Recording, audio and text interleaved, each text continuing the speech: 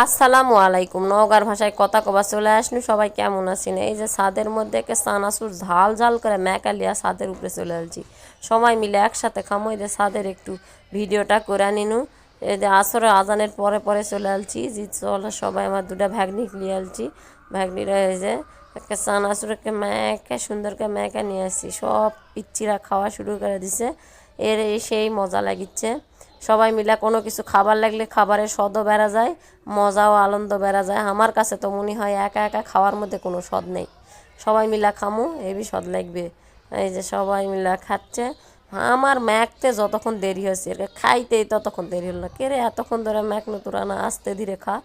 এই যে খাওয়া শেষ, খাওয়া দাওয়া শেষ করে পানিও নিয়ে আসছিল। পানি খাওয়া শেষ করে যে কল্লা উঠাচ্ছি, কল্লা আমার ভাগ্নি উঠাচ্ছে।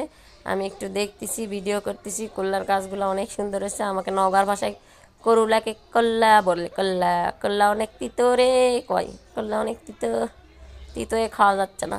এই যে বেটা আবার কই বসে আছে দেখেন। আর আশেপাশে ভিউটা অনেক সুন্দর, ঢক লাগিচ্ছে। আকাশের ওয়েদারটা অন্যরকম সৌন্দর্য। এই জন্য উঠছি ছাদে। ছাদে অনেক গাছ টাছ আছে। এবার পাখি দেখতে লিয়া যাবো চলেন। এই যে পাখিগুলা ঘুঘু পাখি, দেখতেও ভাল লাগিচ্ছে।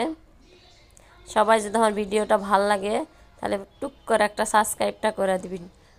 টুক করে সাবস্ক্রাইবটা করে দিলে আমার অনেক উপকার হবে। এই যে কবিতরগুলা কেমন লাগিচ্ছে, কবিতরও দেখিচ্ছি। এগুলো দেখতে আমার ভালোই লাগে।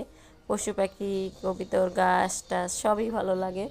আর ছাদে উঠলে তো মনটা এমনিই ভালো হয়ে যায়। মাঝে মধ্যে ওঠা হয়, সব ভাগ্নিরা যখন আসে তখন ওঠা হয়। তা না হলে প্রতিদিন ওঠা হয় না, কারণ কাজের অনেক ব্যস্ততা। সবাই ভালো লাগলে প্লিজ সাবস্ক্রাইব করে দিবেন। আল্লাহ।